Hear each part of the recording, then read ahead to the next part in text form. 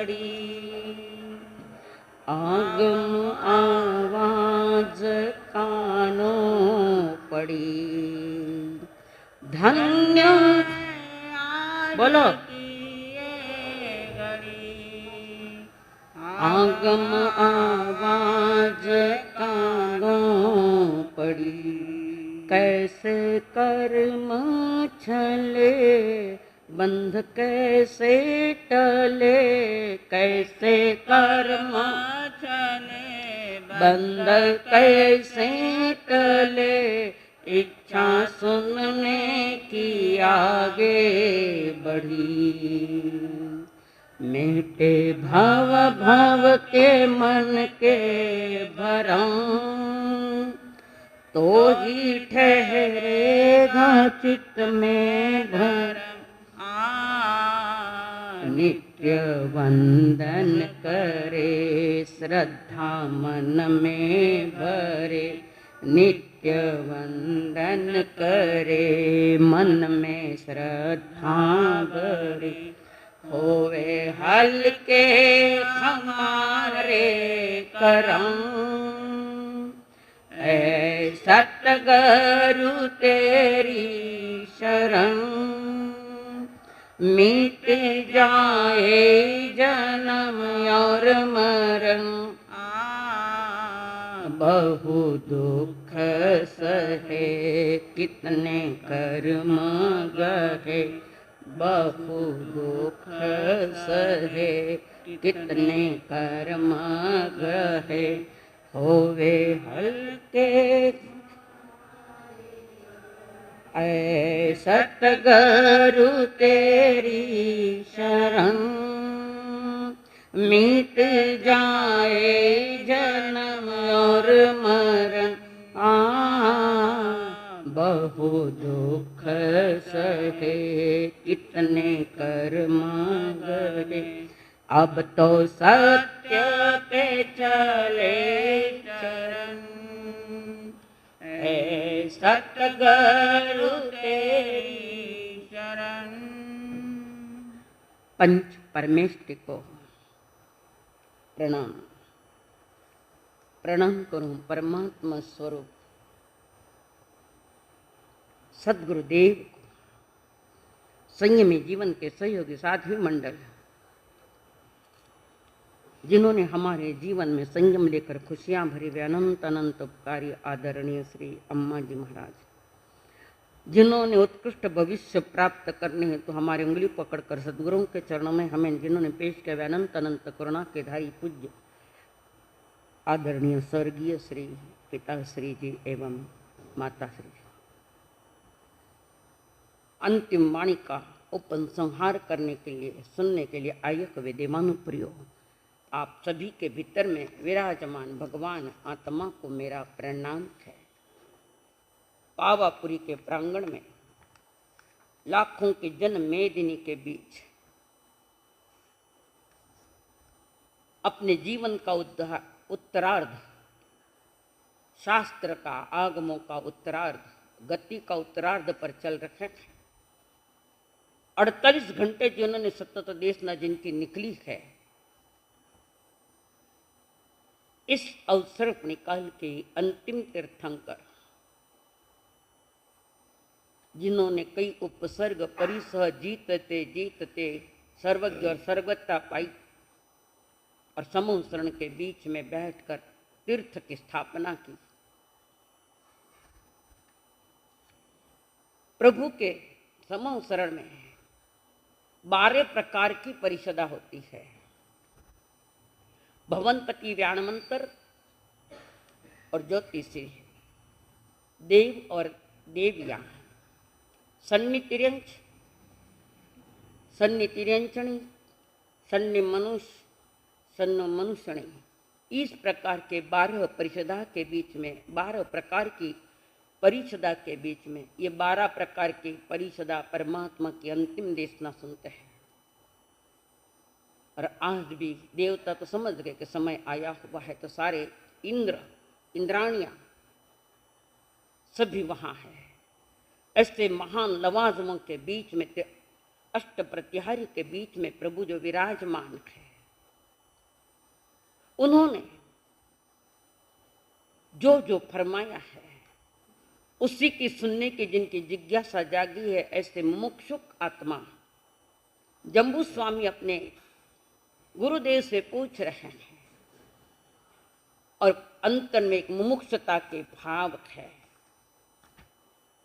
और उन्होंने पूछा, गुरुदेव, देवता जो समोसरण की रचना करते हैं उसकी भी तो थोड़ी जानकारी दो, जो मेरे दादा गुरु के इर्द गिर्द समोसरण की रचना है।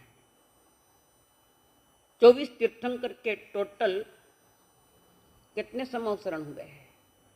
64। 2 से 23 तक 2-2 समोसरण ही लगे। और आदिनाथ भगवान के समय में आदिनाथ ऋषभदेव के लिए 12 समोसरण हो गए हैं। और अब भगवान महावीर के वहाँ 8 प्रकार के 8 समोसरण 8 बार समोसरण की रचना हुई। और समोसरण तो वहीं होता है जहाँ अंध श्रद्धालु लोग ज़्यादा होते हैं, सत्य समझ में नहीं आता, देवगुरु धर्म समझ में नहीं आते, आकर्षण के रूप में उन्होंने समोसरण की रचना की है। धर्म की प्रभावना करने के लिए कुछ न कुछ आकर्षण करना पड़ता है। तो जिज्ञासु होकर ये कुतूहली से देखने को आते कि ये क्या है, इस किसकी प्रभावना हो रही है, कैसी रचना, उत्कृष्ट रचना है समोसरण की। तो उन्होंने पूछा, वो जो समोसरण की रचना देवता करते हैं,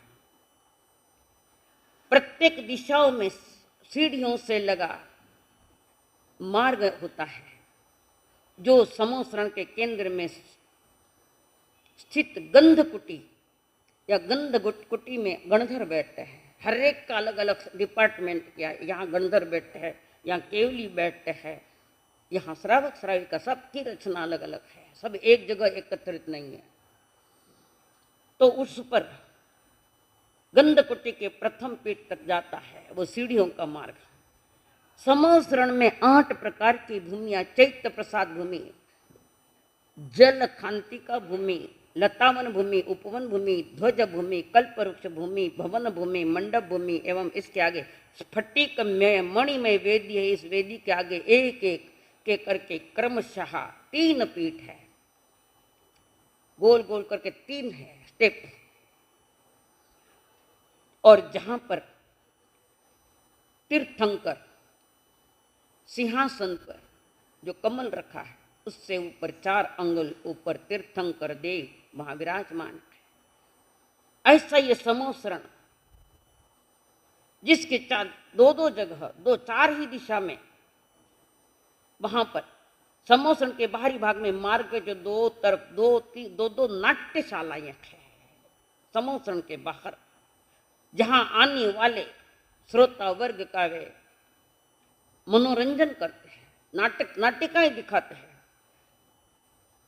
और जिनमें 32 देवांगनाएं नृत्य करती है, खुशी में फालतू नृत्य नहीं कर रही है, समोसरण को धर्मो शोभाए जैसा वो नृत्य करती है देवांगनाएं। और इस प्रकार 16 नाट्यशालाएं उनके चारों तरफ होती है। समोसरण की जानकारी सुन रखे हैं जम्बू स्वामी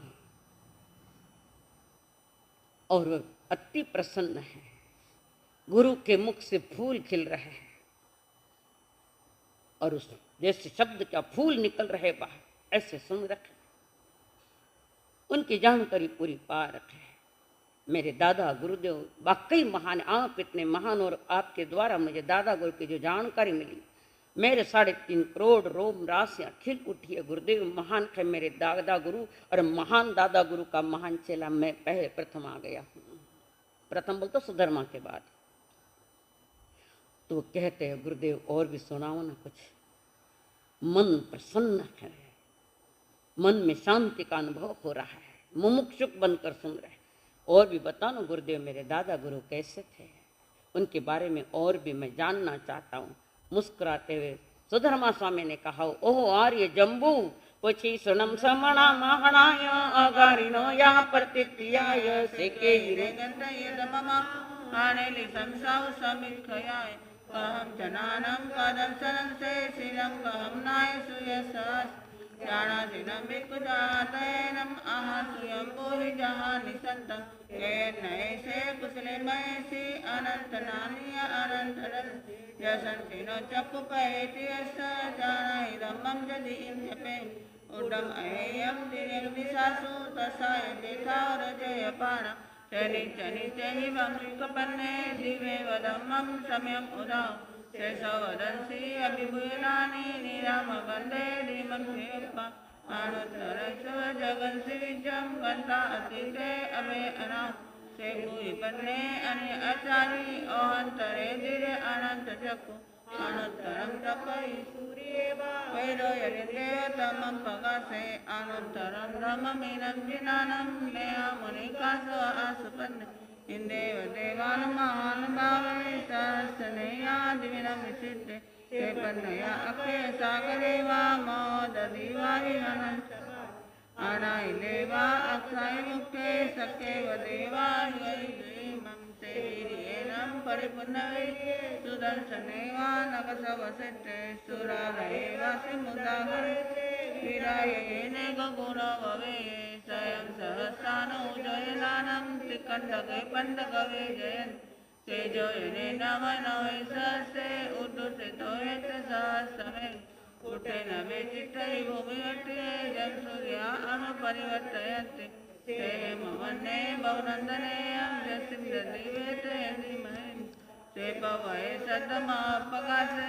विराजति कञ्चन मट्टवन्ने अनुत्तरे से गिरिवरे से जलिय भवे मये मजमे त्रिनगन्धे कन्नायते सूर्य सुन्दरे एवं सूर्ये उसभूरिवन्ने मनोरमे जय यच्चिमानि सुदर्शन सर्व जसो गिरीश पहुचई महत् एतो हमें समने नाय पुत्रे जय जसो दर्शन नानसी गिरिवरे वान सहायानं दुएव सत्ते वलयायतान् तो हमें से जगभुई पन्ने मुनि नमजे तमुदाउपन् अनुत्तरं धम्ममुहिरहिता अनुत्तरं जानवरंगियाय सुसुख सुखम अपगंड सुखम संकिंद एकंत वदात सुखम अनुत्तरकम परममयसी अशेषकम विशोहिता सिद्धिं गई साई मनंत पत्ते दानेन सिरेन यदर्शने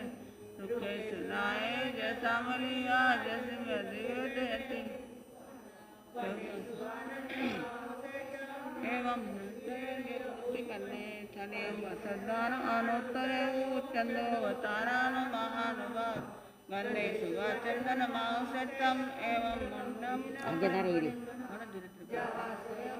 उदहीन सेठे नागे सुवाधरण माउ सेठम खो देवारस वेजयन्ते तव वहाणे मुनि वेज हत्ती सुए रावण माहनाए सियोनियान सगयान गंगा पक्षे सुवा गरुले वेरुदे निवाणवादी नीनाय पुत्ते जय सुनाए जगीश सेने पप्पे सुवाज अरविंद माऊ पति न सेठे जदत्तवके इसे न सेठे तवदमा दाना न सेठम अभयपयाणम सच्चे सुवा अणवजम वयंती तवे सुवा उत्तम बमत लोगोत्तमे सामने ना हीन सेठाल सत्तमावा सभा सोमान सबान सेठा निम्माण सेठा जस सम्मान नाय पुत्ता परमथिनानी पुड़ो मेरु नैविगयके न सन्नी कुवया सुपन्नी तर्यं समुद्रं च महाभोदं अभयं करे वीरे अनंत चक्र ओम समानं जत हेव मायं चहुतं अजत दोषा एयानिवन्ता अर्हामयसि न कुवै पावन करे किरिया किरियं ज्ञानमायं अन्नानियानं पड्यच्छठान शेषव वायं यवेत्ता उवट्ये संजमदीवराज सेवारिया इति सरायवतं उहानं दुःखयचयाय लोकं विदितारं पारं च समं कभुवार्य सर्ववारं स्वचायनमं अर्हन्तभाष्यं समाधियं अट्टपदो शुद्धं तं सद्धनाय जनानाओ इंदेव देवाय आगमिष्यन्ति इंदेव देवाय आगमिष्यन्ति। अनंत अनंत तीर्थंकरों की स्तुति है उसी स्तुति को पकड़कर सुधर्मा स्वामी जम्बू स्वामी को सुना रहे। 29 गाथाओं में 29 गाथाओं से बना हुआ ये स्तुति गान है। यहाँ पर आगे चलकर वे कह रहे, अहो आर्य जम्बू, जिस प्रकार शब्दों में मेघ की आवाज है, गड़गड़ाहट करके आती है, कभी कभी अचानक होता डर जाता आदमी, ऐसी आकाश में जो मेघ गर्जना हो गए, मेघ गर्जना ही प्रधान है। तारागणों में चंद्रमा उत्कृष्ट है, महाप्रभावशाली है, जिसमें आसोज की पूनम का चांद तो 16 कलाओं से खिला होता है। अब फिल्मी गीतों में देखो, चंद्रमा को ज्यादा ग्रहण किया है कवियों ने, चांद पर गीत बने हैं कई। चांद की महिमा ही अलग है, कारण शीतल है, हृदय को आह्लाद देने वाला है, आनंद देने वाला है। सूरज तो भभकती आग है, पर चांद सबको सुहावना ज्यादा लगता है। और सुगंधित पदार्थों में चंदन श्रेष्ठ है। और वो चंदन कौन सा चंदन है बताया हुआ है, 52 चंदन। उसी प्रकार समस्त मुनियों में, तो समस्त मुनि में कौन कौन आ रहे हैं, जल्दी बोलो जी। समस्त मुनियों में श्रेष्ठ प्रभु है। कितने मुनि हैं मीना जी? जी नहीं, अरहंत आचार्य उपाध्याय साधु ये मुनि है, नवकार मंत्र में है वो। तो अरिहंत हमारे देव भी है, हमारे लिए मुनि भी है। हम जब देश ना देते हैं तो वो गुरु है, और गुरु को मुनि कहते हैं हमारे। उन समस्त मुनियों में सर्वश्रेष्ठ मेरे गुरुदेव है। और वे भी कैसे है, समस्त वासनाओं की प्रतिज्ञा से रहित है, वासना विष है। जगह जगह इसका उल्लेख हुआ है। इंद्रिय विषयों की पूर्ति करना ये आत्मा के लिए विष है, जहर है, पॉइजन है। तो मेरे प्रभु महान श्रेष्ठ है। आगे के 20 नंबर की गाथा में वे फरमा रहे, जैसे संयंभु रमण समुद्र सबसे बड़ा है, आधा रज्जु चौड़ा, सबसे बड़ा लोक के आखिर में है, त्रसनाल में, लोक के किनारे पर यह है। स्वयंभू रमण अथाह जल राशि, इससे बड़ा कोई समंदर नहीं है। नाग कुमारों में यानी भवनपति देवों में धर्णेन्द्र, और रसों में इक्षुरस श्रेष्ठ है। वैसे ही तपस्या में भगवान महावीर जी श्रेष्ठ है। आगे वे फरमा रहे, हाथियों में ऐरावत हाथी जो देवलोक में है, ऐरावत हाथी जिस पर इंद्र बैठ कर आते, ऐसा वो ऐरावत हाथी सबसे श्रेष्ठ है। मृगों में सिंह, जंगल का राजा जिसको कहते हैं, सिंह श्रेष्ठ है। नदियों में गंगा नदी, और वो जो गंगा नदी है, कहाँ है वो गंगा नदी? कहाँ है आजी? बोलो, कटा है? कोई बोला, डर लगे। ये हम जो गंगा कह रहे ना, वो गंगा नहीं है, ये गंगा बड़ी गंगा है। वो है महाविद्य क्षेत्र में। और जो हमारा 20 वीरमान जी का जो स्थान है, उनके जो विजय, उनके रहने के जो स्थान, उसके बीच में से निकलिएगा। एक तरफ से गंगा निकली, एक तरफ से गंगा नहीं, ये सिंधु, गंगा सिंधु भरत क्षेत्र के निकट में वो एक द्रह है, जल राशि वहां से निकली हुई है। वो गंगा नदी जिसको हम पवित्र मानते हैं, भरत क्षेत्र में है वो, महाविद्य में नहीं। महाविद्य में सीता सतोदा नदी है, संसार की सबसे बड़ी नदियां है। और ये भरत क्षेत्र में फिरती फिरती बहती बहती आगे जाकर लवण समुद्र को मिलती है, गंगा सिंधु। इस प्रकार नदियों में गंगा है, पक्षियों में गरुड़ पक्षी वेणु देव, और उसके आगे वे फरमा रहे, उसी प्रकार समस्त वादियों में जो तर्क करके लेकर आते हैं, तर्क करते हैं, तर्क करने का विरोध नहीं हमारा, कुतर्क मत करो, जिनवाणी के विपरीत मत बोलो, वो कुतर्क है। तो सभी वाद्य ने एक सामने कोई हराना चाहता है अगर, तो वो हराने वाला हार जाता है। ऐसे वाद्य में हर समस्या का समाधान देने वाले वादियों में जो है, जो प्राप्त कर लेते निर्वाण या मोक्ष, वादियों में वादी भगवान महावीर श्रेष्ठ है। और यथाक्रम सुधर्मा स्वामी अपने लाडले शिष्य महान वैरागी महायोगी जम्बू स्वामी से सुना रहे। फिर सुधर्मा स्वामी जी को और थोड़ा कहने के लिए निवेदन किया। जम्बू स्वामी ने, उन्होंने जाते जाते हमें क्या फरमाया, हमारे लिए क्या संदेश दिया है, अपने जीवन का उत्तरार्ध उनका कैसा और अंतिम वाणी के रूप में कौन सी वाणी थी, तो वह थी उत्तराध्ययन सूत्र। कल आपके सामने 19वें अध्याय का मूल पाठ पढ़ा था, एक चरित्र नायक है। 19वां अध्याय मृगा पुत्र। ये जो मृगा पुत्र है,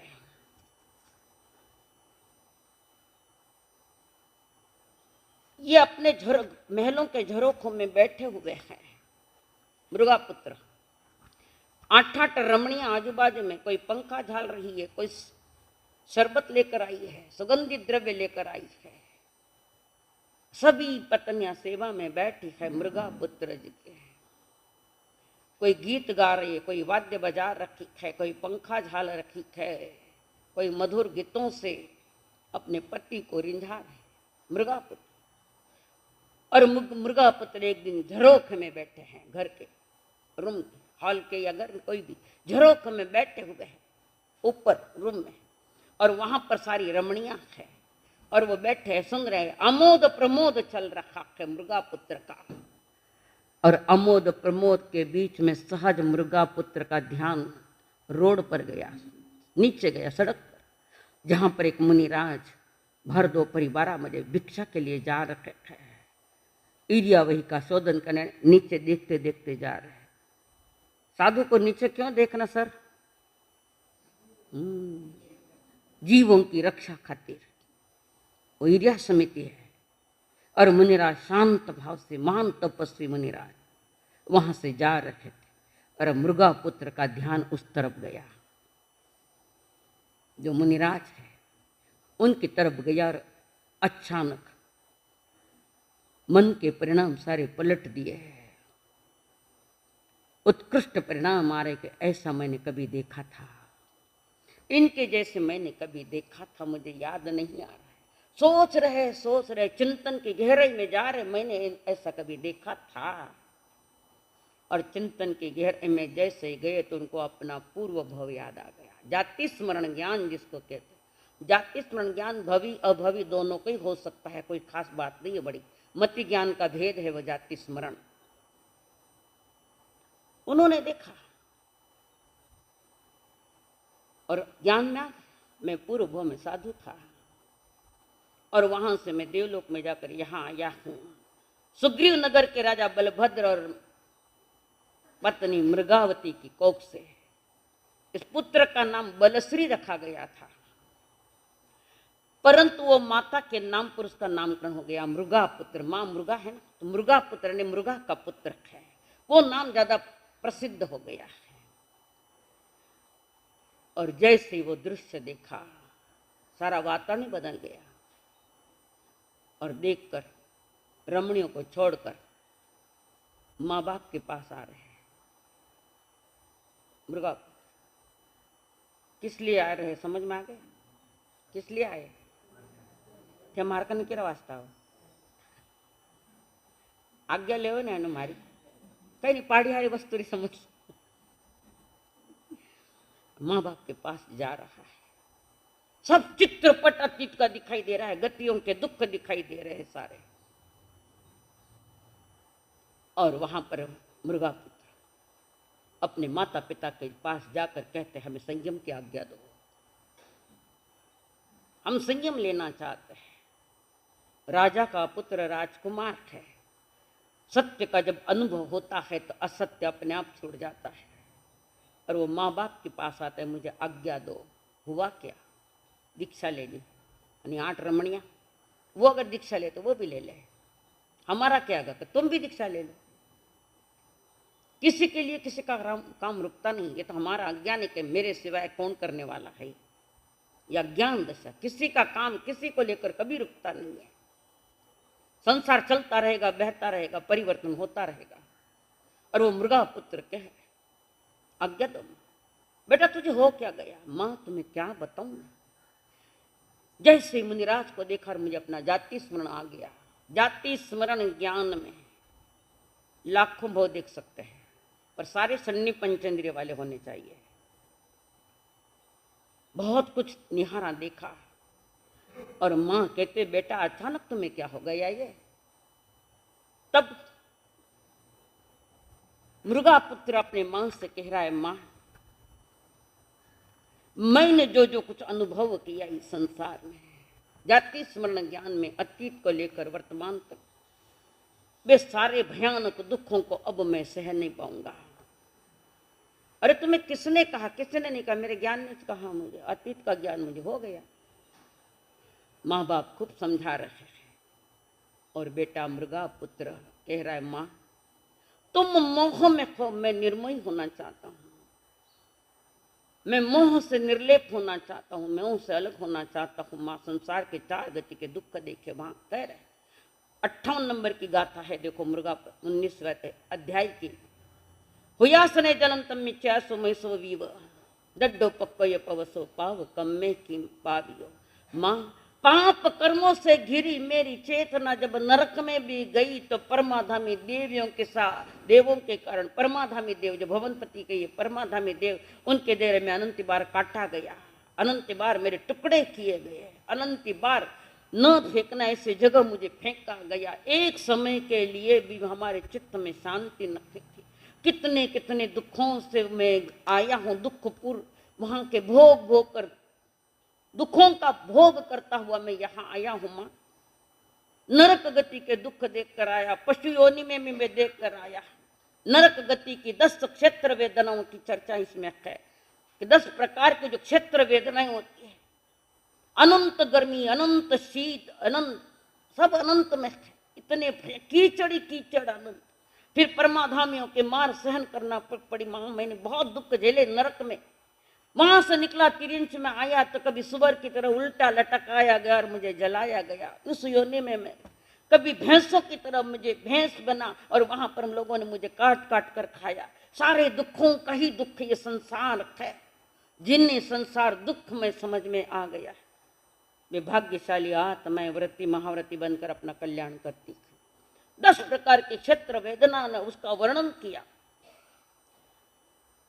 कभी तिरिंच में गया, दोपहर की भर दोपहर की 12 बजे घोड़ा गाड़ी, जिसको हम वो ये घोड़ा लगाया हुआ था, टांगा टांगा कुछ बोलते हैं उसको। 12-12 बजे मालिक की चाबुकों की मार मैंने सही। माँ मुंह मैंने सहा, मुंह में फेन आ गया, ऊपर गढ़ में और ऊपर मालिक का मार। ऐसी गतियों में मैं तिरंच गति में जाकर आया। माँ मैं कैसे इस बात को संसार को मैं स्वीकार करूं? नहीं चाहिए मुझे ये संसार, मुझे मुक्त होना है, दुखों से मुक्त होना है। मोक्ष पाना यानी दुख से मुक्त होना है, मेन तो कारण है। और दुख कमाए हुए हमारा ही उपद्रव होता, जो दुख कमाई हमने और वो सारे उदय में आए। माँ अब मैं वो दुख सुन भी नहीं सकता, स्वीकार भी नहीं कर सकता। मैं कभी ऊंट बनकर मुझे काटा गया, प्राणी, कभी मछली में गया, कभी कहाँ गया, कभी मनुष्य गति में आया। तो ऐसी जगह है कि कोई व्यवस्था नहीं जीवन की। जन्म तो पाया पर बाकी व्यवस्था कुछ नहीं। पाप भरी जिंदगी रोते रोते हमने पूर्ण की। माँ 4 गतियों का मैंने अनुभव किया है। अब इन 4 गति में नहीं, मैं तो पंचम गति में जाना चाहता हूँ। और पंचम गति में जाने के लिए 5 ही महाव्रत लेने पड़ते हैं। 5 इंद्रियों के विषय को जीत सकते हैं। माँ बहुत समझा रही। और वो कह रहे हैं, माँ तुम्हें क्या बताऊं, मैं बताने के लिए मेरे पास इतनी चीजें हैं पर मैं बता नहीं सकता, मैंने अनुभव किया है। ये बोलने के और सुनने की बातें नहीं, अनुभव की बात है माँ। तो वो कह रहा, माँ नरक निगोद का दुख भयंकर हमसे सहान जाता है, तिरंग जीवन का हाल सुनाते अब भी रोना आता है।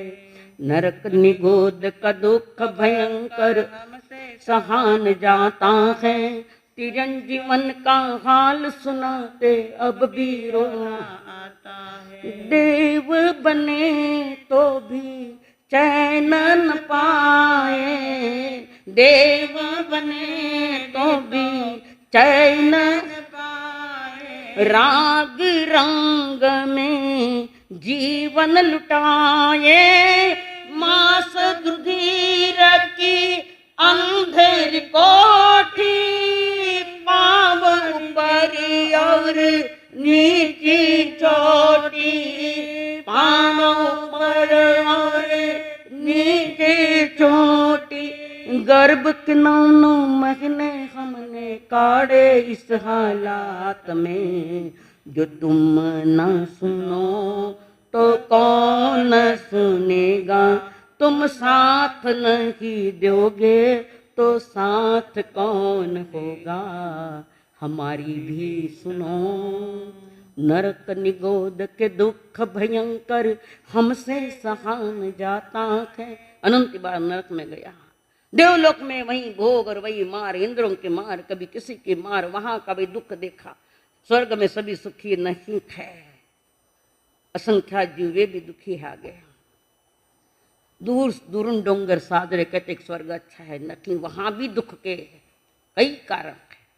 कभी किसकी मार मिलते हैं, कभी किसकी मार मिलती है। इंद्र देवता के शासन में है ये लोग, चाहे तो मारते हैं, फटकारते भी है, सब कुछ चारों तरफ दुख से घिरा हुआ ये संसार। माँ हम नहीं चाहते। बेटा तू दीक्षा लेगा, तुमसे संयम पाला जाएगा। अगर तुम बीमार पड़ गए तो कौन तुम्हारी दवाई करेगा, कौन तुम्हें क्या कुछ देगा, कौन गोथरी देगा, कौन पानी देगा। माँ मुझे इस बात की कोई चिंता नहीं है। अगर मुझे बीमारी भी हो गई तो मैं मृग की तरह विचरण करूंगा। हिरण पशु बीमार पड़ जाते थे कि वृक्ष के तले आराम से सोकर 2-3 दिन अनाज नहीं खाते, उनकी वो दवा है। हमारे लिए वही दवा है। अनाज जैसे हिरण बीमार पड़ जाए तो वृक्ष के नीचे सो जाता है, 2-3 दिन आहार नहीं करता, स्वस्थ होने के बाद माँ मैं ऐसा ही करूँगा। और मैं ऐसी साधना करूँगा जिसको कहते हैं जिनकल्पी साधना, महान कठोर साधना है जिनकल्प। ये विचरण करते हैं, एक जोड़ी कपड़ा तन पर, 2 पात्र और भिक्षाचर्य, बोलते नहीं, दीक्षा देते नहीं, मौन होते हैं। एक साधना है जिनकल्प, आज नहीं है वो। और उसी के साथ गरम गरम पानी मिला है तो ठंडा कर कर नहीं पीते, जैसा मिला वैसा। गर्म भी हो तो गर्म ही पी लेंगे। जैसा नीति ने हमारे सामने ला कर उसको मैं स्वीकार करूँगा। माँ मैं विचरूंगा, माँ नहीं अब ये दुखों से मुझे मुक्त होना है। रोते रोते माँ ने आज्ञा दी, सारी माता पिता रोते रोते आज्ञा दी और शेर की तरह निकले और शेर की तरह ही संयम पाला। ऐसे महानायक श्री मृगापुत्र जी जिस लक्ष्य को लेकर निकले उसी लक्ष्य को प्राप्त कर लिया। ऐसे 19वें अध्याय में इसका वर्णन है। अब है 20वां अध्याय, 1 मिनट। हाँ तो इस 19 अध्ययन में महलों से मुनि दर्शन पाए, पूर्व भव की स्मृतियां आए, मृगा पुत्र के पुण्य समाये, आज्ञा ले गुरु चरण में आए। नरक निगोद के दुख भयंकर, जानो हृदय को खोल, मानव उत्तराध्ययन को खोल, मानव उत्तराध्ययन को खोल। सारा वर्णन जो बताया इस गाथा में है। 20वां अध्याय। महानियंत्रिजम नामम विषम अज्जनम सिद्धारम नमो किच्चा संजयंच भावो अथ धम्म गैन तत्तम अनुशक्तिम सुने में प्रभुय रयन राया सेनियो मगहायो विहार जंत निज मंडी कुंची चाहिए। नानादुमलनयनं नानापक्कीतनिसेवियं नानाकुसुमसज्जनम् उज्जानं नन्दनवनं तत्तस्वपासै संसञ्जय सुसमयं निश्चलं सुखमुलमे सुकुलं सुकुमालं सुहय्यं तत्सर्वं तु पासिदा रायिणो तमि संजय अत्यंत परमासी अहोलो रुवविमहो अहो वर्ण अहो रुह अहो वज्रस्य न सोमया अहो खन्ति अहो मुत्ति अहो संभोगया संगया तस्य पाय वंदिता काउन यपयायिनं नायि दूरमणा सन्नेस अंजलि पंजलि परिपुच्चै तरुणोसी अज्जो अपवयो भोगकालमि संज्ञा उवट्टियोसी सामने एवं वट्टं सुनिमित्ता अनाहोम्य महाराय नाव मज्जन विजय अनुकंपं सुमि वावि पंचीस्नाभि समय महम तहो न तहो सो पहस्यो राय श्रेणियो मगहयो एवं ते इद्धिमंतस कहम नाव न विजयी होमी नाहम भयंताणं भोगे भुंजाई संज्ञा मित्त नाही मी परिउडो माणू दुल्लोहम अपणावी अनावसी श्रेणिया मगहयो अपना अनावहन संतो कहम नाव भविष्यसि एवं उत्तो नरेन्द्रसो सुसंबंतो अपसु विमहो वयनम अस्तु यपुवम साहुना विमयन्यो असा अत्यमनु सामे पुरम अंत्यपुरम च मे भुंजामी मानुष्य भोगे आना ऐश्वर्यम च मे एरिसे संपय गम्य सब काम समप्रिय कहम अनाह भवई माहु भन्ते मुसमये न तुम माने जाने अनास अत्तम पत्तम च प्रत्या जहा न भवई सनावा नरा युवा सुने में महाराय अवकृतन चेसा जहा अनाह भवई जहा में पवित्रयम कौसमी नाम नरी पुराण पौरभयिनी तथा आसिब्या मध्य पबुय सन्न धन संचो परमे वय महाराय बाउल में अच्छिवेना अहोता विलो दहाव सबगते सुवपत्तिवा सत्थम जहा परम तिखम शरीर विवरंतरे आविलिजा हरिकुद्ध एवं में अच्छिवेना यम में अंतरिक्षं च उत्तम कंच पीडई कौन सी गाथा चल रही है जी? 21 सब तो बराबर 21। मुझे दिख नहीं रही इसलिए पूछा। इंदासनी समा घोरा वेना परम दारुणा उवटिया में आशा आय रिया विजा मंत्री के चया अभिला सत्तु कुशला मंतो मूल विसारिया तेमे तिकिचम कुवंती पाऊ पायम जहायम नए दुखावे मंती ऐसा मज्जा अनाया पिया में सव सारंपी दिज्जा में दिज्जाई मम कारणा नए दुखावी म यही ऐसा मज्जा अनाया मायावी में महाराय पुत्र सुख दुवट्या नए दुखावी म ऐसा मज्जा अनाया भाईर में महाराय सगा जेठ कनिक ठगा नए दुखावी मंती ऐसा मज्जा अनाया भाईनियों में महाराय सगा जेठ कनिक ठगा नए दुखावी मंती ऐसा मज्जा अनाया भारिया में महाराय अनुरता अनुवया अंशु पुण्यहीन नयनहीन पूरम में परिसिंचय अन्नम पानंच नानच गंधम मल्लव्यवने बेन कन है कि किताब बाकी रखा ना बेन सर शेयर कर लो जिन मरे नायम नावासा बाला नेव बुंजयिन खनम पी में महाराय पासों में न हिटे नए दुखावे मये ऐसा मज्जा अनाया तहो न एव महंसो न दुख महु पुनः पुनः वेना अनुभवे संसार में अनंते संच जय मुच्छिजा वेना व्यूला यो कंतो दंतो निरारंभ पवै अनगार्यम एवं चित्त इत्ताणम परसुत्वमी मना नरायुवा परियत तंतीय राये वेणा में खयम गया तव कल्य पवाय में अपुच्छित्ताणम बंधवे कंतो दंतो निरारंभ पवै अनगार्यम तो हम ना हो जहा जाओ अपनोय परस्य सव्य सिंचय वेणम तसान थावराणय अप्पा नहीं वेणे अप्पा में गुड़ सामली अप्पा धुआ काम धुआ धेनु अप्पा में नंदनम मन अप्पा कत्ता विकताय धुआने सुहाने अप्पा मित्तम च धुआ मित्तम च दुपट्टियो सुपट्टियो इमाहु अन्नावि अनाहया निवा तमे गचित्तो निहो सुने नियंथ धम्मम लयान विजहा सियंति एगे भोग कायला नरा जो पवित्रम महवयायम समम चनो फासई पमाया आणि गहपाय रसे सुगिद्धे न मुलो चिन्नई बंधनम से आवतया जस नथिकाय इरियाय भाषाय तहे सणाय नाय निखेव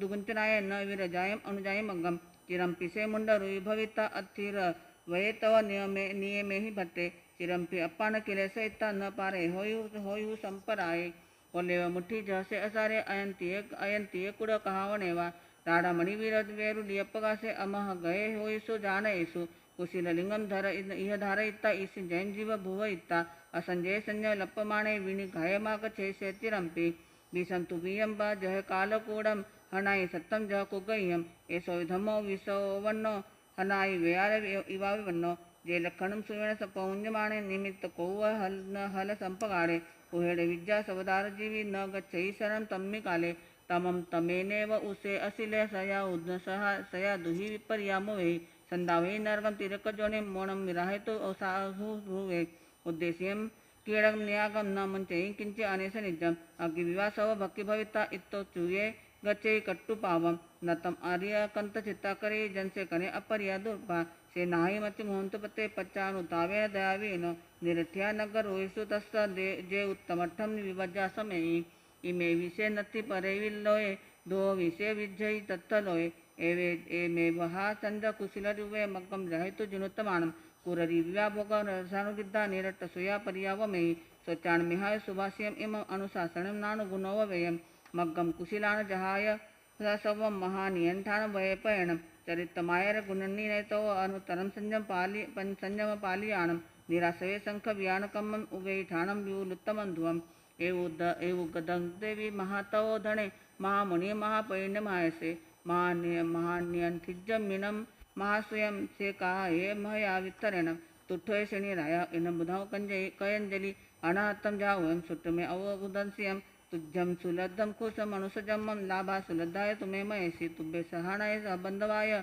जम्बे तिया मग्गे जिनुत्तमानम तंसिने नहो अनाहनम सबो ज्ञान संज्ञा खामे मिते मा भागे इच्छामि अनुशास्यम उच्चुने मय तुभम ध्यान विज्ञोय जो कहो निमंत्याय भोगेम सवतम सम मरी सही में एवं थुनितान यसारायसी हो कणगार सिंहम परमाहि बत्तिये सौरयो सपर्यण संबंधो धमानुरत्तो विमलेन चेसा उषसीय रोमकुवा काउनय पयणम अभिवंदेण स्थिर अय्याव पुनरायो गियद रोहि गुण समिद्धो तिगुत्तो तिदंड विरयो विहग इव विपमुख विहरे वसुम विगय मोह तिब्यमी विषम अध्ययन सम्मतम। इस अध्याय में परमात्मा ने एक महान चरित्र नायक अनाथि मुनि की चर्चा की। ये अनाथि मुनि एक बहुत बड़े सेठ के पुत्र हैं और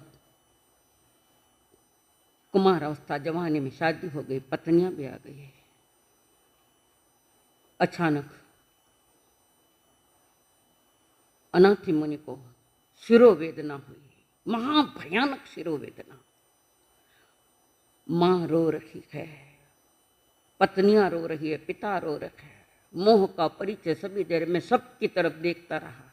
अनाथि मुनि स्वयं कह रहे हैं मैं सभी की तरफ देख रहा हूं, कोई मेरा दुख दूर करेगा, कोई मुझे शरण देगा, कोई दुखों से मुझे मुक्त करेगा। सभी परिजन खड़े हैं, सभी परिजन अड़ोस पड़ोस वाली भी आए, सबकी तरफ दया की दृष्टि से देख रहे हैं अनाथि जी, पर उनका दुख कोई दूर नहीं कर सक रहा है। सबने अपनी ओर से जितना पैसा बहाना था, जितना बोलना था, जितना देना था, आहार पानी जो कुछ भी भोजन लिक्विड आदि सब भी देकर शिरोवेदना कम ही नहीं हुई। तड़पता रहा वेदना में, मैं बहुत तड़पता रहा। मेरी वेदना देखकर मां ने सिर पर रो रो कर मोह का परिचय दिया। ये बात कौन कह रहे हैं? अनाथि मुनि कह रहे हैं श्रेणिक महाराजा को। जिस समय दीक्षा लेने के बाद अनाथि मुनि एक वृक्ष के आम वृक्ष के नीचे ध्यानस्थ है, भरी जवानी है, रूप सुंदर है, पर्सनालिटी सुंदर है, और वो ध्यान में बैठे हैं। और उसी दिन नेम के श्रेणिक महाराजा प्रकृति का आनंद लेने के लिए घोड़े पर बैठकर उसी दिशा में जा रहे थे। ये नियति सारी सिचुएशन कर रही है। हरी भरी प्रकृति का आनंद लेने निकले थे और अचानक दूर से श्रेणिक महाराज का ध्यान गया वृक्ष के नीचे बैठे हुए मुनिराज का, और घोड़े से उतरे कौन है? भरी जवानी है, युवा है, रूप सौंदर्य है, सब कुछ है। सब कुछ होने के बाद इस भरी जवानी में इन्होंने संयम क्यों लिया? क्यों यह जवानी खो रहे के समझ में नहीं आया।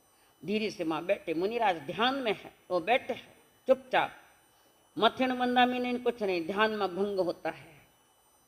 बहुत विवेक रखना पड़ेगा आप लोगों को, नहीं तो बंधन होंगे सारे। कोई भी अध्ययन करे, ध्यान करे तो बड़बड़ करके या जोर से बोलना, और बाहर से आते हैं ध्यान में बैठे, बाहर से आते जोर से बोलते, ओ मारा साहब मैंने ओळख्यो कहीं, अब थाने कहीं ओळखू? क्या परिचय है आपका? नई बातें करनी, वो बातें कर रहे हैं। इसलिए मैं ज्यादा बैठती नहीं, सारा अपना ही गान करते हैं, मैं ऐसा हूं, मैं वैसा हूं, मैं वैसा हूं। परंतु कही छोरा रे सगाई नहीं हुई रहेला, और कही परंतु हमको कहते लड़कियां देखना, और मैं क्या दीक्षा इसके लिए ली क्या, लड़के देखने को, इसलिए दीक्षा ली? तो हमारे पाठ में तो मना है वैसे, वो नहीं मारे साथे गाँव गाँव घूमो झुकू थियो, मैं थे भटको गाँव गाँव। क्या पूछना, ज्वलंत प्रश्न पूछो, ये मरे हुए संसार के मुर्दा प्रश्न है सारे, ज्वलंत जीवन के बारे में पूछो। तो अनाथी मुनि वहां श्रेणिक महाराज शांत से बैठे, जैसे अनाथी मुनि ने ध्यान, उनका खुल गया ध्यान, श्रेणिक महाराजा देख रहे, अनाथी मुनि भी उनको देख, और श्रेणिक महाराजा ने बहुत समझाया, तुमने ये क्या किया, भरी जवानी, रूप सुंदर, तुम्हें कोई नहीं, तुम्हारा कोई परिजन नहीं है, तुम्हारा कोई धनमाल नहीं, जो तुम संन्यास लेके आ गए। अनाथी मुनि मुस्कुरा रहे, तुम्हें कोई नहीं है तो मैं अपने महल में तुम्हें जगा दूंगा, बड़ा मेरे महल के बाद में बड़ा बंगला बना दूंगा, चलो, मुझे आप बहुत अच्छे लग रहे हैं। अच्छे ही है तो अच्छे ही लगने चाहिए, आप बहुत अच्छे, आपके चेहरे को देखकर मैं प्रभावित हो गया। मुनिराज पधारो, तुम्हारा सारा खर्चा मैं करूंगा। अनाथी मुनि कहते, महाराजा श्रेणिक जी, इतनी बातें करने की धृष्टता तुम्हारे भीतर में कैसे आ गई? तुम जो अपना परिचय दे रहे हो, तुम्हारा परिचय नहीं, पुण्य में मिली हुई ये सारी चीजों का परिचय, तो अपना परिचय दे रखो। नहीं नहीं, मैं समझता हूं तुम बहुत दुखी है, तो मैं तुम्हारा नाथ बनता हूं। श्रेणिक को कहा, अनाथी मुनि, तुम स्वयं अनाथ है, मेरे क्या नाथ बनोगे? इस संसार में हर जीव अनाथ है, और स्वयं को स्वयं का नाथ बनाना है तो शरण लेनी पड़ेगी देव गुरु और धर्म की। बाकी संसार अनाथ में बैठा हुआ है। क्यों? कष्ट के शारीरिक पीड़ाओं में कोई तुम्हारी कोई व्यवस्था नहीं कर सकता। बीमारी को लेकर मैं अनाथ हो गया, सारे परिचय दे रहे। तुम अगर मेरा ही परिचय जानना चाहते हो तो मेरा, तुम अपने राज्य का परिचय दे, उस हिसाब से अगर आप मेरा परिचय चाहते हो राजन, तो मैं भी एक बहुत बड़े इब्बूपति सेठ का पुत्र हूं। इब्बूपति सेठ, इसकी चर्चा पीछे की थी हमने। किसी बात की कोई नहीं कमी नहीं, मेरे पिता राजा तो नहीं थे, पर राजा से कम भी रिद्धि वाले नखरे थे, इतने महान। एक रात्रि ऐसी शिरोवेदना हुई, भयानक शिरोवेदना, सब परिचय दे रहे, पर मेरा दुख कोई नहीं झेल रखे। सब झूठ ताल्लुक है, गलत दाव ये उल्फत, कहने की मुहब्बत है, दिखाने की रिफाकत। बीमारी हो या मौत हो या दार मुसीबत, मुमकिन ही नहीं इसमें किसी गैर की शक्कत। मुँह तख्त खैर, मुँह तख्त है, मुँह तख्त है, खैरत से मदद कर नहीं सकते। माँ बाप भी बेटे के लिए मर नहीं सकते। मुँह तख्त है, खैरत से मदद कर नहीं सकते। माँ बाप भी बेटे के लिए मर नहीं सकते। कोई मरा किसके लिए? चिल्ला चिल्ला कर रो कर चुप हो गए, पर कोई मौत ने कौन ले, थई जाओ मैंने डरते हैं। थाना बिना पहली कहते, थाना बिना रह नहीं सका, थाना मेरे कुछ कर नहीं सका, तो थाना वे तो दीक्षा ले तो थे ले ला रहे। अनाथी मुनि अपना परिचय दे रहे, राजन ये तुम्हारा भ्रम है सारा, जो आप कह रहे मेरे पास राज, इतना बड़ा राज्य है, इतनी बड़ी रणवास में मेरी रानियां है, भंडार भरे है, उन सब का नायक हूं मैं। राजन तुम अनाथ हो, मैं अनाथ नहीं, तुम अनाथ हो, तो मेरा परिचय सुन रहे तुम। मेरी सारी पत्नियां, मेरे माता पिता, वैद्य, हकीम, अजूबाले अजूबाले सब हिम्मत दे रहे, पर हिम्मत का शिरोवेदना ही कम नहीं हो रही। रात भर कई रातें मैंने ऐसी निकाली श्रेणिक महाराज, और एक रात्रि में ऐसा ही मैं सोया था, जागता, शिरोवेदना तो बढ़ती गई थी। तब मैंने निर्णय कर लिया, मैं अपने दादाजी के साथ जाता था गुरुओं के देशना सुनने के लिए। और जैसे मैंने वो देशना मुझे याद आई, दादाजी के साथ जाता था, आज मुझे वो याद आई। गुरुदेव ने कहा था, जब भी संसार में भयानक दुखों से घिरा हो, तब मानव तू मुख से बोल, सिद्धम शरणं गच्छामि, अरिहंत शरणं गच्छामि, साहू शरणं गच्छामि, महावीर शरणं गच्छामि, धम्मं शरणं गच्छामि। मैंने तब सुना था इस संसार में शरण दाता देव गुरु धर्म के सिवा कोई नहीं, न माता पिता है, न भाई बंधु है, न पत्नियां है। वे तो रो रो कर परिचय दे रहे, पर मेरा दुख किसी ने नहीं झेला, किसी के कारण भी मेरा दुख कम नहीं हुआ। जब देख लिया मैंने अरे यहाँ शरण लेने योग्य कोई भी नहीं है, तो मुझे याद आया मैंने देश न सुनी थी गुरुओं की, और कहा सही संसार में जीव के लिए 4 ही शरण है। अरिहंत शरणे पवज्जामि, सिद्धे शरणम पवज्जामि, साहु शरणम पवज्जामि, धम्मम आत्मधर्म शरणम पवज्जामि। उनकी शरण में जाओ तो वहां तुम्हें शरण मिलेगा, और ऐसा शरण मिलेगा कि सदा के लिए 3 लोग के नाथ बन सकते हैं, ऐसा शरण। और मैंने वो निर्णय लिया कि अगर सूर्योदय के पहले पहले मेरी शिरोवेदना कम अगर हो गई तो वितराग मार्ग पर चल पड़ूंगा। पुण्योदय जबरदस्त हुआ अनाथी जी का, जबरदस्त पुण्योदय हुआ, और सवेरे का सूरज निकलने पहले ही उनको तो शिरोवेदना रफू चक्कर। हम भी अगर देवरिहंत गुरु निग्रंथ दया में धर्म इनका शरण अगर लेंगे तो हमारे संसार की कई समस्याओं का समाधान मिल सकता है। ऐसी कोई समस्या नहीं है कि जिसका समाधान नहीं मिल रहा है, और नहीं मिल रहा है तो अरिहंत सिद्ध साधु और धर्म इनकी शरण में जाओ और तुम्हें मार्ग मिलेगा, रास्ता मिलेगा। पर तुम्हारी भीतर की श्रद्धा भी उतनी चाहिए। तो राजन मैंने उसी दिन निर्णय ले लिया, सूर्योदय होते ही मैं घर से निकल पड़ रहा। मैं निकल रहा हूँ, सवेरे सवेरे थोड़ी नींद भी आ गई थी, और सूर्योदय होते ही मैं निकल पड़ रहा हूँ। सारे कह रहे कहाँ जा रहे हो? जहाँ जाना मेरे लिए उपयुक्त है, जहाँ जाने से मेरा कल्याण होगा, मेरी बीमारियाँ जाएगी, मैं वहाँ जा रहा हूँ। पत्नियाँ कहते हमारा क्या, किसका क्या है, अकेले आए हैं, अकेले जाना है, कौन किसको क्या करेगा? बीमारियाँ कोई थोड़ी गई, रो रो कर कोई कहे माँ तो दबाओ, कोई कहे पग दबाओ, और तुमने दबा लिया पर वो बीमारी जाना थोड़ी। और मेरी बीमारी धर्म के शरण में मैं गया, मेरी बीमारी खत्म हो गई, मैं वितराग मार्ग पर चल पड़ा। सभी ने रोकना चाहा, पर अब किसी की रोकने की शक्ति किसी में भी नहीं रही। कारण तूफान और आंधी अब हमको रोक न पाए, तूफान और आंधी अब हमें रोक न पाए। वे और थे जो मुसाफिर जो पीछे लौट के आए हैं। संकल्प किया, संकल्प बनाए, संकल्प किया, संकल्प बने आए, और मरने के सारे इरादे आज जीने के काम आए। मरने के सारे इरादे आज जीने के काम आए। तूफान और आंधी अब हमें रोक नहीं पाए, कोई नहीं रोक सकता हमको।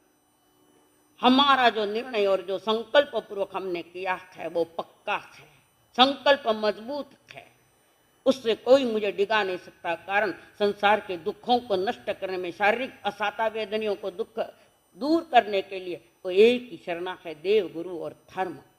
और मैं निकल पड़ा राजन। राजा देखता रह गया, सुनता रह गया। राजन तुम भी अनाथ हो, तुम मरोगे तो तुम्हारा धन तुम्हारे साथ में नहीं, पत्नियां नहीं, कोई नहीं तुम्हारे साथ रहेगा। सबका साथ छोड़कर आत्मा का साथ करना पड़ेगा, देव गुरु धर्म का साथ करना पड़ेगा। और मैंने ये संयम लिया, राजन तुम भी अनाथ। सत्य का जब पर्दा खुला, असत्य हट गया, सब सत्य आया, तो श्रेणिक महाराजा को वहीं पर सत्य समझ आया। पूर्व संस्कार भी थे और वहां सम्यक दर्शन हो गया। श्रेणिक महाराज जो काम तलवार नहीं कसे तो कभी कभी सुई भी कर सकती है। जब भगवान महावीर के चरण में नहीं हुआ, अनाथ मुनि के शरण में हो गया। श्रेणिक महाराजों को सम्यक दर्शन, तो उनको कहना है कि तुम ही तुम्हारे मित्र हो, तुम ही तुम्हारे शत्रु हो, ना कोई तुम्हारा मित्र है और ना कोई तुम्हारा शत्रु है। तुम्हारे विचारों में शत्रुता और मित्रता सारे पड़ी है। राजन क्या अप्पा कत्ता विकता ये गाथा है ना, 2-3 गाथा लाइन से जब गाथा है 20वें अध्याय की। अप्पा अप्पा कत्ता विकता ये दुहाण ये सुहाण ये अप्पा मितम मितम च दुपट्टी सुपट्टी 37 नंबर की और 36 नंबर की गाथा। अप्पा नहीं वेरणी अप्पा में कुड़ सामली, अप्पा काम दुहा धेनु, अप्पा में नंदनम। अप्पा यानी एक अर्थ है आत्मा, और अप्पा यानी आप ही अपने शत्रु हो, आप ही अपने मित्र हो, आप ही अपने वैतरणी नदी हो, और आप ही अपने कुड़शालमणि वृक्ष हो। जो कुछ भी तुम्हारे सामने आया है वो अपने ही पुरुषार्थ से लिखा गया है और वही सामने आया। हमने कर्मों को न्योता दिया तो कर्म आए है। कोई तुम्हारा शत्रु नहीं है बाहर में। भीतर में जब शत्रुता द्वेष पैदा होता है तो बाहर में शत्रु खड़े हो जाते हैं। भीतर में राग होता है तो नजीक में कोई प्रेमी बन जाता है आपका। तुम ही तुम्हारे मित्र, तुम ही तुम्हारे शत्रु हो। मित्र बनना का शत्रु बनना को दोनों के परे चलना है। अनाथी मुनि के इस अध्याय में कह रहे राजन, जिस पर तुम भरोसा कर रहे वे सारा बेभरोसे, तुम्हें कोई बचा नहीं पाएगा। जब मौत आएगी तब कौन बचाएगा तुम्हें? सब देखते रहेंगे राजन तुम भी अनाथ हो। और राजन ने उसी समय उठ कर अनाथी मुनि को बार बार वंदन किया, गुणगान किए, उनकी स्तुतियां की कि सत्य उनके अनुभव में आ गया, वो सम्यक दर्शन आ गया। और फिर मैंने ये साधना करी राजन, आप भी चिंतन करो इस बारे में। इस प्रकार 20वें अध्याय में अनाथी मुनि का वर्णन है। वर्णन बहुत लंबा चौड़ा है, समय नहीं इतना, आगे चलो। हाँ जी। समुद्रपालियन नामम एकोविशमज्जनम चंपायपाली नाम सावे आशिवाणी है महावीर सब भगव शिष्य सो महापणो निगंते पावणे सावे सुविज सेवी कोविये कोहेन ववहरन्ते पिहुंडम नगरमागये पिहुंडे ववहन्त वाणियो देहि द्वयरम न तम ससतम पैगिज सदेश महापत्यो अहपालिय सज्ञा धरिणी समुद्रमी पसवई अहबालाय ताइन जाये समुद्र पालिती नामय खेमेन अगय चंपन सावे वाणी गरम संवटे घरे तस दारे से सुहोइये भावतरी कलावे सिक्के नी कोविये जोवणेने से संपन्ने रुवेदंसने तस्तरुवम वैं भज्जम पिया अनेहि रुविनिम पासाय किले रम्ये देवे दोगुन दगो न जहा अह न कहीं पासाय लोहेन थियो वज्र मंडन स्वभांग वज्रम पासई वज्रगम तम पासिवन समुद्रपालो इनमपवि अहो सुभानम कमानम निज्ञानम पावकम इमं संबुद्धो सोतहि भगवं परम संवेगमागो आपुच्च मम पीरा पवै अनगारियम जहितु संगत महाकिलेशम महांत मोहम कणिस कसिन भयाव्यम पया जमंच न भिरोय जा वयानि शिलानि परिसह्य अहिंस सत्यम तत् अतेदकम च तत्तो एवं अपरिगम च परिवज्या पंच महोवयानि चरिज्य धम्मं जिन देश्यम विदु सवे भूयं दयानुकंपी संति खमे संजय बंबयारी सावाज्य जोगम परिवज्यंतो चरिज्य भिक्खु सुसमाय इंद्रिय कालेन कालम विहरजय थे बलाबलम जानी अपनोय सिहोय सद्यन व संत सेज्जा वय जोगोसुया सुचान असभमाओ वह मानो परिवेज्जा पियम सबत सकेज्जा न सबत भिरोयज्जा न याय पुयम गरम च संजय अनेक छंदा मिय मानवे ही जे भाव संपगरे भिक्को भय भैरवा तत्व उयंती भीमा दिवा मनुष्या अद्वातिरिच्छा परिसा दुविसा अनेके सियंति जत्था भो कायरा नरा से तत्थपत्ते न बहिज्य भिक्को संगामसी से इव नागराया शिवोशिना दंस मसाय भाषा आयं का विव्या पुसंति देहम अकुको तत्व हियास इज्जा रयाई खेवेज पुरे कड़ाई पहाय रागंच तहेव दोषम मोहम च भिक्को सततम विअक्षण मेरु वायन अकपमाणो परिसये आय गुच्चे सज्जा अणुनय नाम नये महेशि न यावे पुयम गरंच संजय सौज्भाव परिवज्य संजय निर्वाण मग्गम विरये हुई अरई रई सय पहिन संतवे विरय आय हिय पहाणवम वरमट्ट पये चिठे छिन्न सोये अममे अकिंचने विवित लयणाय भयजताय निरोवलेवाय असंतनाय ईशिं चिन्नाय महाशय काय भाषेज परिसाय सन्नान नानो वगयमयसी अनुत्तरं च धम्म संचयम् अनुत्तरे नान धरेज संसि उभासहि सुंद सूर्य स्वंतलिखे दुभ्यं खवे उनय पुण्यभाव निरंजने सौ उपमुखे चरिता समुद्रं च महाभवगम समुद्र पाले अपुनागमं गए नामम एकविशम अध्ययनम सम्मतम 22 रहनेमिजम नामम 22 अध्ययनम सूर्यपुरमी नैरे आशिराय मैड्य वसुदेव नामेन राय लखन संजय तस्सभचा भूयन दुए आशी रहिनी रोहिणी देवै तहा तासिम दोन्नम दुए पुत्ता इठा कामकृष्ण रामकेशवा सूर्यपुरमी नैरे आशिराय मैड्य समुद्र विजय नाम लाय लखन संजय तस्सभजा शिवाजा नाम तिष्य पुत्ता भय सो भगव अरिटमिति लोगनाहे ए दमिसरे सोरीठ नेमि नामो लखन सर संजो 8 सहस लखन धरो गोयम काल गच्छवि वज्ररिस संगण समचौरंस संजसोयरो तस्राय मणिज्ञ कन्ना भंजम जाई केशव अहवादना अहसारायवर कन्ना सुचला चारुपेणी सवलखन संपना विद्यु सोया मणिपबा अह जनो न देन तिष्यम वासुदेव वैद्यम अह न इहा गच्छो कुमारो जासे कन्नम ददामिहम सव सैम नैव कय कौरमङ्गलो दिवज्वलपरिहो आभरणैः विभूषयो मत्तं च गन्धत्तिं च वासुदेवस्य जेठकम् आरूढसोय ह्यं शिरे चूडामणियुधा अहर्षेण छत्तेन चामराह्यसोह्य दशारचक्रेण सौव परिवार्य चौरङ्गेण सेनाय च रय्याय च कमं तुर्याण सन्निनायनं दिव्यनं गगनं पुषे यायिषाय धिये द्वितीय उत्तमाह्य नयगाव भवनाव विज्ञान निजाव वन्यपुंगव अवस तत्त निजंतो दिसपाने भयदु वाडेहिं पंजरेंच सद्ये सन्निरुद्धे दुःखु दुःखीये जीवियन्तं तु संपन्ने मनसट्टा भक्ति अयवये पासितासे महापन्ने सारहिं अनमभवि कस अट्ठा इमे पाना ये संवेदन सुहैसुनो वाडेहिं पंजरेंच सन्निरुद्धाय अचयि अहसारे तव भने ये सद्दा उपाणिनो तुज्जं विवाह कज्जम्मि भोया वेवुं बहुञ्जनं सौणवद तस्य वर्णं बहुपाणिविनाशनं चिंचेच महापने सानुकोशे जीयज्ञ जयी मज्जा कारण है सम्मति सुभोज्या न मे एयं न तु न निःशेषं परलोके भविष्ये सो कुण्डलान द्वयं सुत्तकं च मायसो आभरणानि सवानि सारैषपणामये मनपरिणामय कहे न कहे देवाय जहोयं समोयिन्ना सवेडी सपरिसा निखमनं तस्य काउंजे देवमानुषाच परिवृढ शिवियासरयणं तव समारूढ निकमीय मार्गव रेवयम्मे दिव भगवम् उज्जानं सम्पतो ओहिनो उत्तमावसियाव साहस्य परिवृढ अह निकमयो चिन्तायिं अह चित्तायिं अह सुगन्धगन्धिये चूर्यं मौ कुञ्चिये स्वयमेव नुञ्चे केशे पञ्चमुठीं समाह्य वासुदेवेणं बणे लुत्तकेशं जयेन्द्रम् इच्छ्य मनोरहं तुर्यं पावसुतमिदमसरा नाणेन दंशनेन च चैत्यनं तहेनय खन्तियमुत्तीय वड्डमानो भवय्य एवं ते का रामकाय केशवा दशराय बहुजना अरिष्टनेमि वन्दिता अभिगया बारगापुरीं सौणराय राय कन्ना पवज्जं सा जिनसौ निहासाय निरानंदा सौगेनय समुत्थिया रायिमय चिंते धीरुतु मम जिम्यं जहां तेन मम परिचत्ता सेयं पवयं मम अहसभमरज सन्निभे कुच्च फणगपसाह्ये स्वयमेव लुञ्चे केशे धियमन्तवस्या वासुदेवायनम्बा भणे लुत्तकसञ्जेन्द्रयं संसारसागरं घोरं तरकन्ने लहुं सा पवया सन्ति पवावेशितयं बहु शयनं पर्यणं चैव शीलवन्ता बहुस्या गिरिं देवतयं जन्ति वासे लुन्नायो अंतरा वासन्ते अंधयारम्ये अन्तोलयनस्य साठिया चिवरायं विसारन्ति जहातायति पासिया रहने भगतितो पश्चादिठो यत्नति बियाय साधनतयं तत्त्वम् एकन्ते संजयन्तः तयं बाहायं कां संगपं वेवमाणि निश्चयै अह सुवीराय पुत्र समुद्र विजयंगो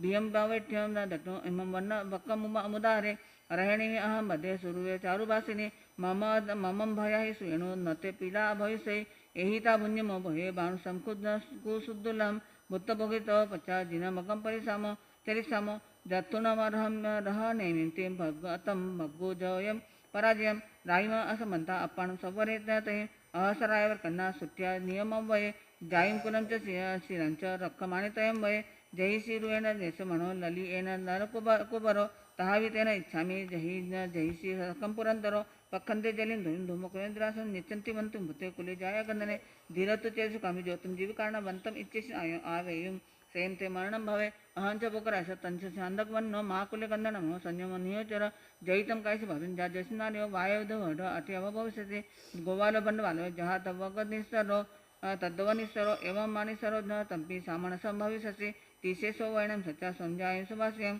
अंकुशे जानव धम्मे संपटिवायो एवं कोहम्मानं निगिन्य निताप मायं लोभं च सवसो इंद्रियां वसे काओ अप्पानं उह संवरे मणगुत्त वैगुत्त काय गुत्त जिंद्यो सामानं निचनं पासे जावज्यों दडव उग्गम तव ते तानं जावा जाया दोन्निवि केवरी सवं कमं कवितानं सिद्धिं पत्तानुत्तरम् एवं करें संबंधा पंड्या पवियखना विनी अटंतु भोगसे जहाँ से पुरुषोत्तमति भीमी 22 जन्म सम्मतम समुद्र पालनी दृश्य जो देखा पाप कर्म का कैसा लेखा पुलिस चोर को ले जाते देखा कर्मों का है खेल अनोखा पाप अग्नि में हाथन डालो महावीर के बोल मानव उतरा जयन को खोल मानव उतरा जयन को खोल 21वें अध्याय में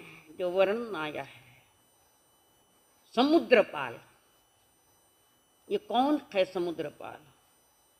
भगवान महावीर का विद्वान तत्वज्ञ शिष्य या श्रावक, जिसका नाम पालित है। बहुत बड़ा उसका व्यापार था।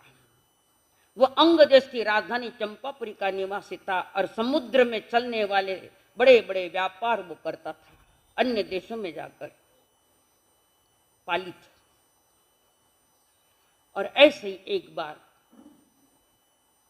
अपना माल लेकर चंपापुरी से जहाजों में से भर भर कर माल ले गए अन्य देशों में और व्यापार कर रखे हैं। वहां का कुछ अच्छा है तो वो भी लेकर आता है, यहां से भी लेकर जाता।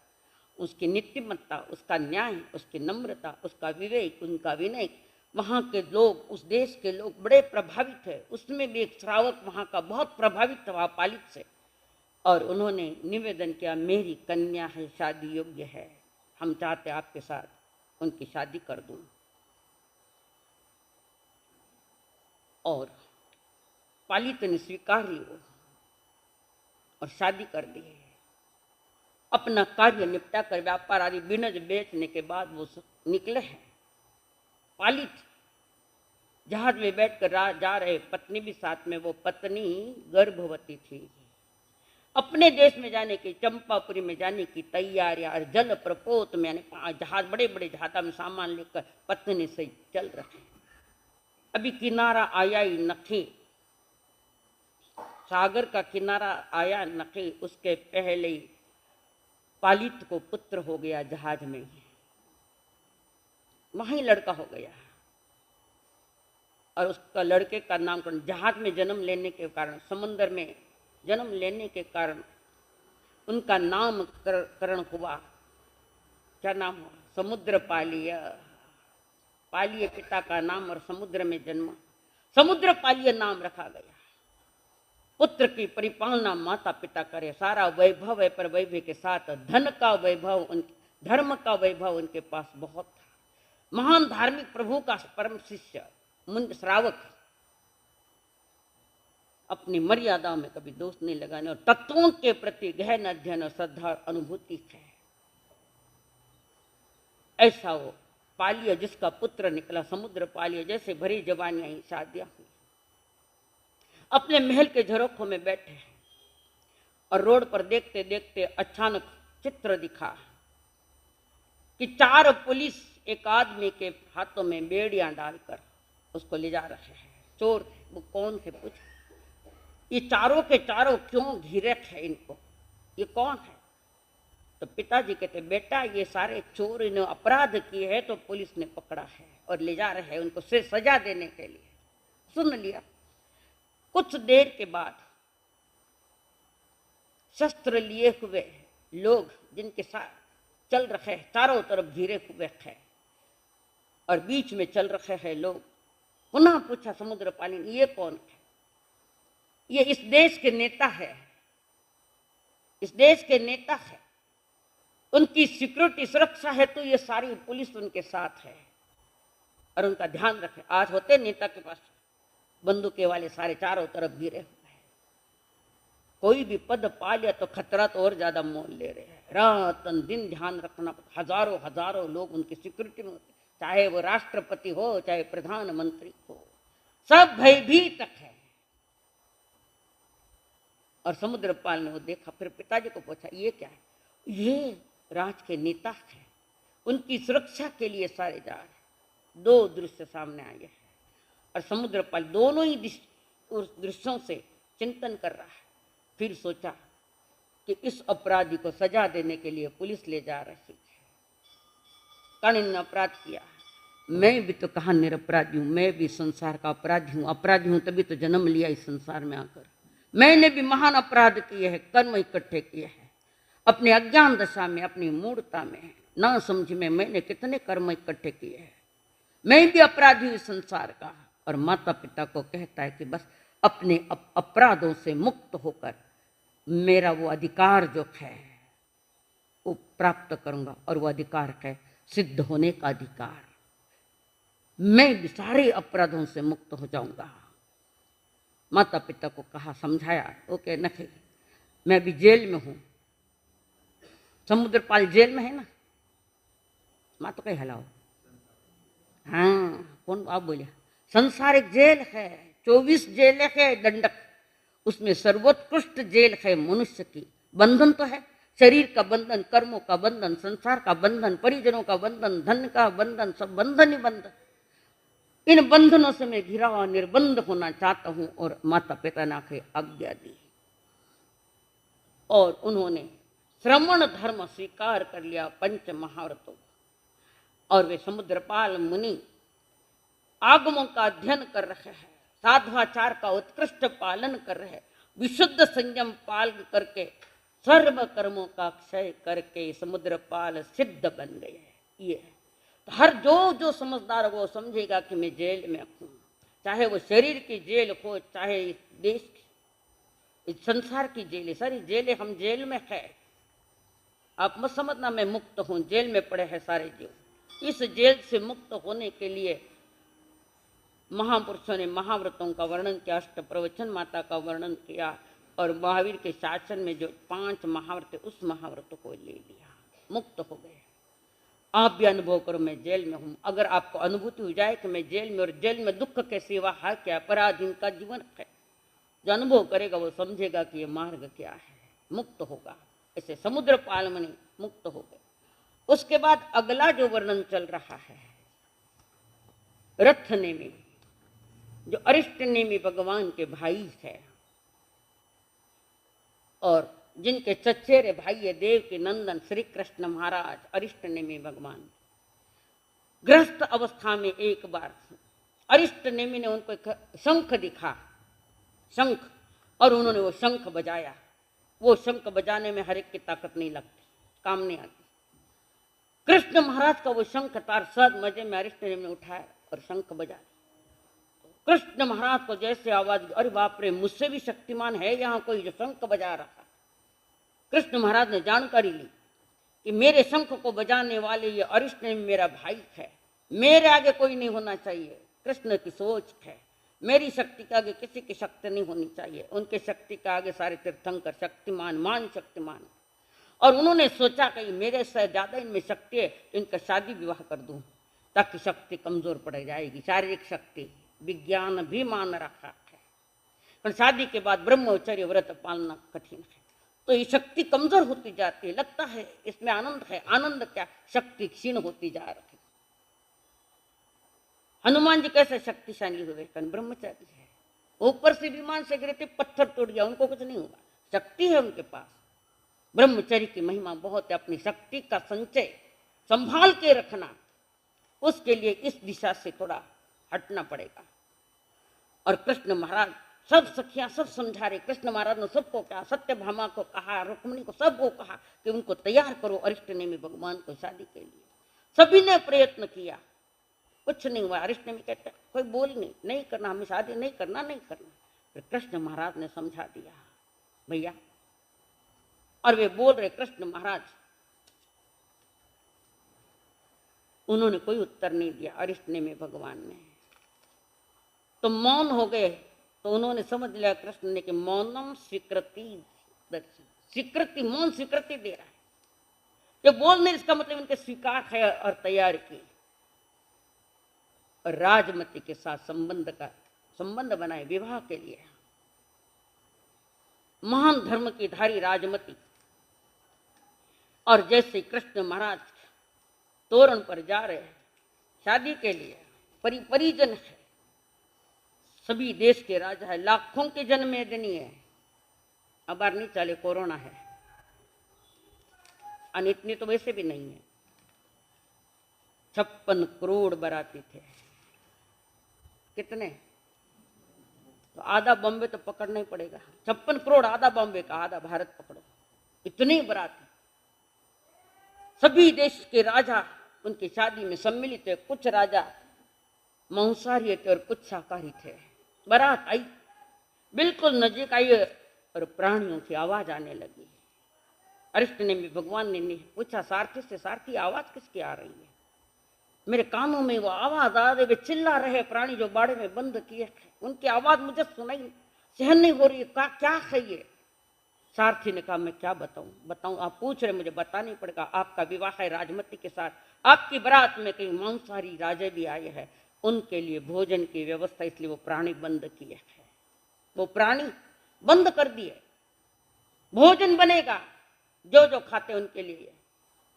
मेरे लिए इतने प्राणियों का घमासान, ऐसा विवाह मुझे मंजूर नहीं है। और उन्होंने सारथी को रथ घुमा, हलचल मच गई वहां पर, काफी हलचल मच गई। और सखी ने जाकर राजमती जी कहता, सखी जिसको तुमने वर लिया है वे बिना शादी लौट रहे हैं, रथ फेर लिया, क्या हुआ सारा विवरण बता दिया, आपको पता भी सारा विवरण बता दिया। और वो घायल हिरणी की तरह राजमती दौड़ी दौड़ी आई रथ के सामने, और वो कहती, राजमती प्राणनाथ, आपने मेरे साथ सगाई की, मैंने आपको दिल में बसाया, मैंने आपको पति रूप में मान लिया, और आप मुझे छोड़कर कैसे जा रहे हो? 9 भुवन का तुम्हारा हमारा साथ था, एक भुवन ही 9। नव भवरा स्वामी ने अंतरयामियो, नव भवरा स्वामी ने अंतरयामियो, तेल चढ़ीने की मैं छोड़िया, तेल चढ़ीने की मैं छोड़िया। तेल लग गया, पीठी लग गई, सब कुछ लग गया, और आप कैसे जा रहे हो मुझे छोड़कर? नहीं राजू, मैंने आत्मा का नाता तो छोड़ा ही नहीं है, मैं शादी करना नहीं चाहता। मेरे लिए इतने जीवों का घमासान, क्षणिक सुख के पीछे पंचेंद्रिय जीवों का घमासान मुझे मंजूरी नहीं है। राजमती कहती है, प्राणनाथ, ईशा काम संसार का थे सुन जो स्वामी नाथ हो, ईशा काम संसार का थे सुन जो स्वामी नाथ हो, अनादि काला से चलता आ रिया, अनादि काल से चलता आ रिया, अनादि काल से चल रहा है, कोई नई बात नहीं। अरिष्ट ने में कह रहे, राजमती जी अनादि से चलती हर बात सही होगी ऐसा कोई नियम थोड़ी है, अच्छी होती है ऐसा थोड़ी है, नहीं। एक जीवरे कारण तू सुन ले राजलनार रे, लाखाई जीवाने मरता देखिया। लाखों जीवन का घमासान होगा, राजन मुझे नहीं मंजूर है। वो कहते ऐसा चलता है। खूब समझाया, नर्वस होकर वापस आई। सखिया कहती, काले तो थे, बोल मत, काले थे तो भी मेरे प्राणनाथ है, मैंने हृदय में उनको बसाया। हम और देखेंगे दूसरे अच्छे अच्छे राजकुमार, उनसे भी सुंदर राजकुमार देखेंगे। राजमती कहती है, सख्या सुंदर असुंदर का विषय नहीं, जिसको दिल में मैंने बसा लिया मेरे सदा के लिए हो गए, अब कोई दूसरा दिल में नहीं। तो आपके पति तो दीक्षा लेने के निकल गए, गिरनार पर्वत की तरफ जा रखे, तो आप क्या करोगी? मैं भी तो पति के संग चलूंगी, ये है धर्म पत्नियां। और वे भी निकली, अरिष्ट ने में भगवान ने दीक्षा ले ली है गिरनार पर्वत। राजमती निकली वहां से, मैं अपने पति के पद चरण चिन्हों पर चलूंगी। सब ने समझाया, नहीं मानी, और वो साध्वी बन गई राजमती। साध्वी बनने के बाद अपने तीर्थंकर देव के दर्शन करने के लिए जा रही। कौन? अरिष्ट ने में भगवान जा रही।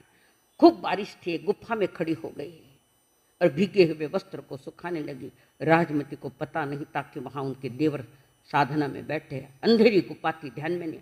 और राजमती ने कपड़े खोले, सुखाए, और शारीरिक आकर्षण में संयम लिए हुए रहने में उनके भाई उसको याचना करते, भाई चला गया क्या? मैं हूं, मैं शादी करना चाहता हूं आपसे, साधु बने हुए है।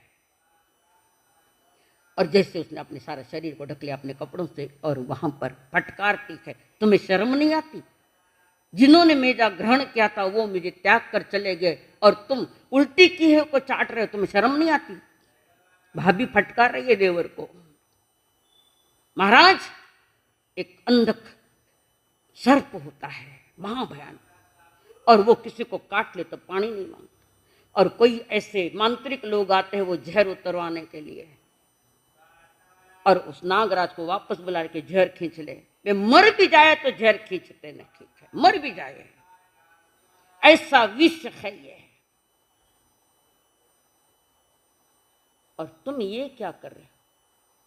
अमृत के मार्ग पर चल पड़े और जहर मांग रहे हो, भोगों का जहर मांग रहे हो, तुम्हें शर्म नहीं आती? किस कुल के हो और किस परिवार के तुम? खानदानी घर के और खानदान के लग ऐसी बात करता है। जहर वमन क्या हुआ, जहर तुम चाटने की बात कर रहे हो, तुम्हें शर्म नहीं आती है? ऐसी फटकार दी भयानक।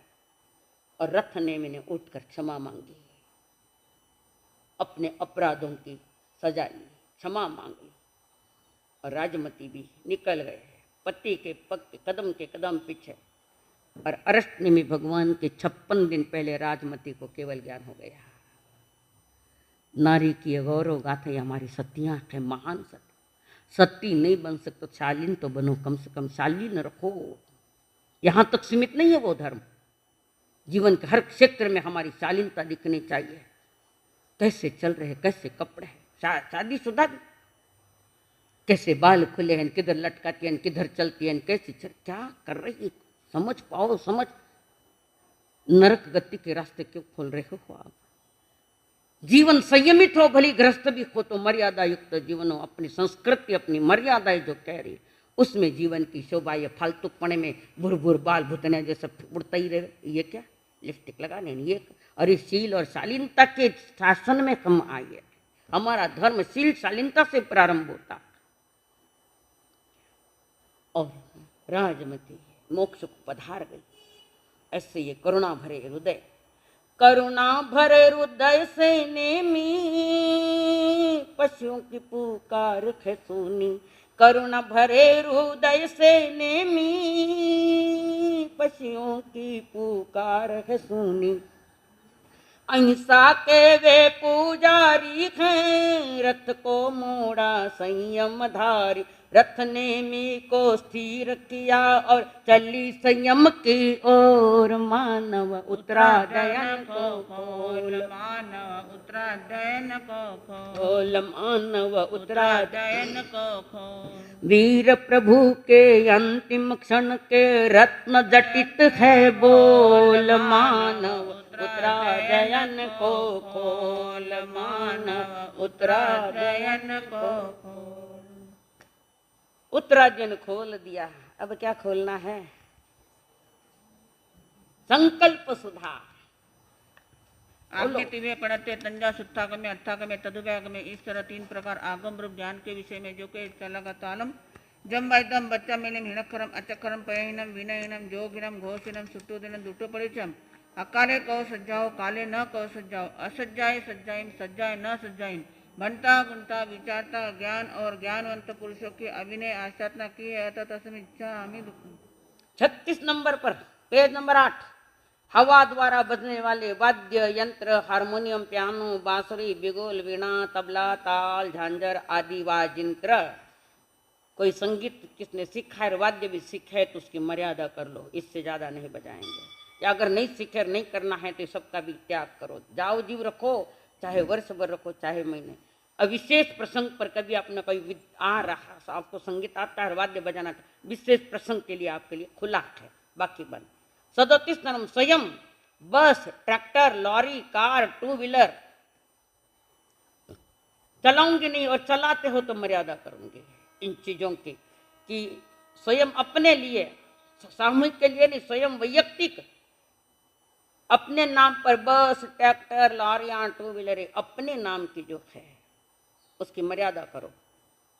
कदाच बहुत खराब हो गया और मर्यादा भी टूट गए, उसके बिना जमता नहीं, तो उतना आगार रख दिया है। जितने अपने नाम के रखने हैं ये उतना रखो। जाओ जीव के लिए रखो, चाहे 12 महीने के लिए रखो, अच्छा लगा तो आगे बढ़ाते जाना आप। उसके बाद 38 10 लाख प्रत्येक वनस्पतिकाय, 14 लाख साधारण वनस्पतिकाय, जातियां तथा अनगित उपजातियों में जिन जिन के नाम न जानूं, उनकी पहचान न कर लूं, तब तक अपरिचित हरियाली खाने का। जिस सब्जी के बारे में, जिस फल के बारे में मैं अज्ञात हूं, मुझे मालूम ही नहीं, अभी तक भी मालूम नहीं पड़ा, ऐसे अज्ञात फल को नहीं खाना। और गलती में अगर आ गया है तो आगार उसका। समझ में आए ना बात? कुछ जमीकंद भी है, 14 लाख साधारण वनस्पति का है। एक सुई के नोक पर जितनी वनस्पति साधारण में, उतने जीव अभी मोक्ष में नहीं गए हैं। और इन वनस्पति जो अनजान है पर दवा के रूप में भी कभी लेना पड़े तो उसका आगार है, बाकी त्याग। वृक्ष तथा बड़े बड़े वृक्ष नहीं काटना, इजाओ जो कर दो, ना काटना है ना उखाड़ना है। मकान बनाते समय बगीचा के लिए आगार रखा है, बाकी जंगलों में वृक्षों को काटना, कोयले बनाना, आपके लिए तो वो कोई विषय ही नहीं है, कर दो जाओ जीव का। उसके बाद हरी घास की भारी प्रतिदिन और साल भर में ट्रक के उपरांत तो नहीं खरीदना। गौशाला के लिए खुली रख सकते हो। चारा आता है, सूखा चारा भी है, गुड़ है, या हरा घास देना है तो साल भर में कितना आपके हाथ, आपकी कितनी इच्छा है भाई साल भर में 1 ट्रक 2 ट्रक 1 गाड़ी 2 गाड़ी, तो उतना खुला रख सकते हो, गौशाला के लिए है। प्रतिदिन अपने हाथ से परिचित फल, प्रतिदिन की है यह परिचित फल जो हम जानते हैं, जिन फलों को हम जानते हैं, तो इतने किलो एक दिन के लिए, ऐसे सदा के लिए, एक दिन के लिए इतने किलो फल फ्रूट, या इतने नग, आजकल नगों पर चल रहे सारे फल फ्रूट, वजन पर कम चल रहे हैं। फूल मालाएं, एक पंखुड़ में असंख्यात जीव है, दिवाली आई है गजरे लगाएंगे, दिवाली पर लगाएंगे ये सारे फूल। आर्टिफिशियल इससे भी सुंदर आते हैं, कृपया इन जीवों का घमासान मत। एक एक पंखुड़ी में असंख्यात जीव है, तो कितनी पंखुड़ियों से घिरा हुआ वो फूल, वो पीला फूल जो पूजा के समय दुकानों पर लगाते हैं, झाड़ लगाते हैं, इससे लक्ष्मी नहीं बढ़ती, इससे लक्ष्मी जाती है 100%। अन्य जीवों को मारकर तुम्हारे घर में लक्ष्मी कब आएगी? ये तो पाप है, पाप से लक्ष्मी थोड़ी मिलती है, लक्ष्मी मिलती है पुण्य उदय में। और ये छेदन भेदन करने के बाद तो तुम्हारा पाप का ही उदय है, तो लक्ष्मी है वो लक्ष्मी भी वहां से घट जाती है।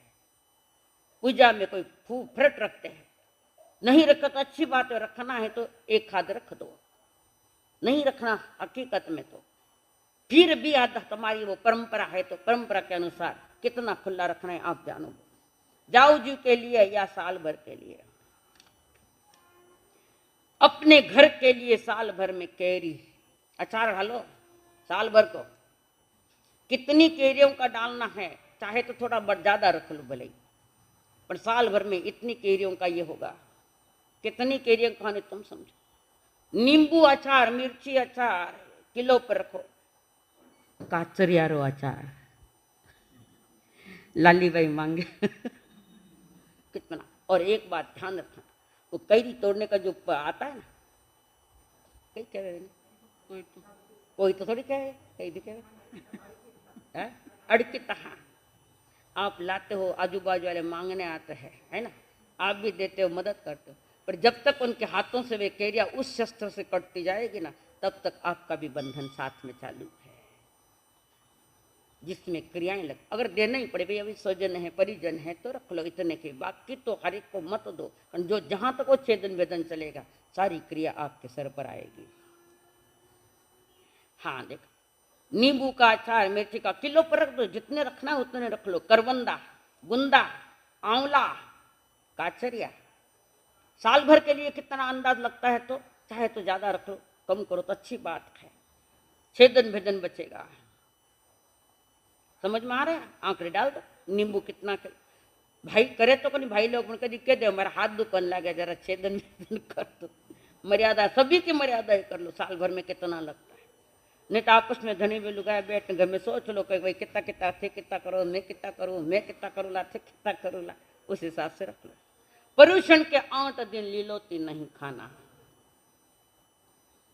खाते हैं लोग? नहीं खाते, ऐसा थोड़ी, थे नहीं खाओ थे कि तो संग थे, संगों के सांखला भाई थे, थाना वास्तरी बात है। 8 दिन पर्यूषण में हरियाली की सब्जियां नहीं लेना, हरी सब्जियां नहीं खाना, और कोई बीमार के कारण उनको कहते यही देना पड़ेगा आगाह, कम से कम 2 माह जमीकन का प्रयोग मत करो। बीमारी के लिए कभी अदरक आदि लेना पड़ता है, वो बात खुली है, ये पर्यूषण की बात है। 5 तिथि अष्टमी पक्षी को लीलोती नहीं खाना, ये 8 दिन है, तो साल में कम से कम बीज, पंचमी, अष्टमी, 11, 14 और पक्षी त्याग कर सकते हो, उस दिन लीलोती नहीं खाएंगे। बहुत सारे लोग लीलोती के त्याग रखते भी है। आगे सचित फूलों की माला पहननी नहीं, अब ब्याह हो गया, सचित माला हो गया, वैसे अब कई फूल माला पहननी है। लोग पाँच कई मना में 5 साल शादी का 25 साल पर आया मनाओ, ये तो नहीं सोचेगा गांव में संत महात्मा एक सामायिक करेंगे, ये नहीं सोचते। ब्याह हो रहा 25 अतीत के भोगों की यादें वापस, स्टेज माते पाता ब्याह करे, पाता हार मार फिर माता खराब हुआ है कहीं? पापी कार्य करने में इतनी उद्यमता, धर्म के कार्य करने में तुम्हारे ये नहीं उद्यमता नहीं आती है। सोचो ये मत करो, ये करो कि आज साल भर हुआ मैंने व्रत लिया, अच्छी तरह पाला, हे प्रभु ऐसा ही व्रत मेरा जाओ जीव पर, ये चिंतन मनन करो। आज साल हुआ मैंने व्रत लिया है, परिवार को नाश्ता करा दो, मैंने व्रतधारी बनी हूं, वितराग मार्ग का व्रत है वो। ये तो कहीं छोड़ो, सगाई रकई बनावे, शादी रकई मनावे, और अभी शादी के पहले जो लड़का लड़की घूम के आते फालतू फालतू इसके पीछे लगा देते हो, शादी के समय कई बोले भी थाने मालूम है जी कि मैं जैसे करो हो नहीं करो, हाथ जोड़ो मत जोड़ो, परमिशन मत दो। अभी तो पूना जिला में तो बैन आ गया, पास कर लिया ही है, आप भी समझ जाओ नहीं करना ये। कारण किस स्थिति में किस अवस्था में वे कुंवारेपन में घूमने गए, कैसे रहते तुम्हें मालूम है क्या? शादी के पहले के सारे चित्र वहां दिखाना, बड़े बुजुर्ग बूढ़े सब बैठे रहे उनके सामने ये प्रदर्शन, बेचारे नीचे मुंह घालते थे, नीचे मुंह घालन वास्ते वे काम करा दिया, मत कराओ ये काम। समझ में आई बात? शादियों में जो डेकोरेशन होता है शेवाड़ का नहीं करना है, हाथ जोड़ो मत जोड़ो, ये तो कंपल्सरी जुमले में। जो जमीकन ने उसको अनंत काय कहते, शेवाड़ मत करना डेकोरेशन। और फ्रूट के भी करते हैं ना, कुछ फलों के फ्रूटों के आकार देकर वो लटकाते हैं, जैसे मतीरो छिलको काढ़ लटकावे, दिखे न कई दिखे, खाली मुंडा भी मांस हो गए तो वो मांस ही छे बचे, कारण तुमने स्थापना कर दी उस पर। ये पाप के काम, जितना कम पाप करना आता है उतना कम करो, ये तो आवश्यकता नहीं है, ऐसी चीज मत करो। 10 घंटे वो डेकोरेशन इसका क्या बोले, अनंत काय का शेवाड़ का मत लगाना। पहले तो वो पाप में जा रहे, अब तो अनंत पाप की ओर यात्रा चल रही है, शेवाड़ों पर ले जाना, अनंत जीवों का घमासान। एक जीव का बेरा चुकाते चुकाते तुम्हारे अनंत भाव चले जाएंगे। ये भाव तो छूटा ही, पर पता नहीं कहाँ कहाँ जाए। देवानो परियो कड़ कर बोल रहे, मुझे पीड़ा होती है कि ऐसा कोई करे तो बहुत पीड़ा होती है, तो मैं सोचती हूँ कि इनको भी थोड़ा संभालो, कारण थाना घरे साग रोटियाँ खावा, हाँ तो मानो भी धर्म है कि थाने में बचावा पाप सो। इस प्रकार आज 45 तक हो चुके हैं लगभग, आंकड़े डाल दिए सबने अपनी इच्छा अनुसार, टिक मार दी कहीं, गोबर जी टिक मारी कि नहीं मारी? मारी कहीं, कटे पेनो कटे, पेनो पेनो हाथ में, हाँ वाह वाह, नहीं हो तो मैं दूँ, ठीक है। हाँ जी, उपवास के पचकान,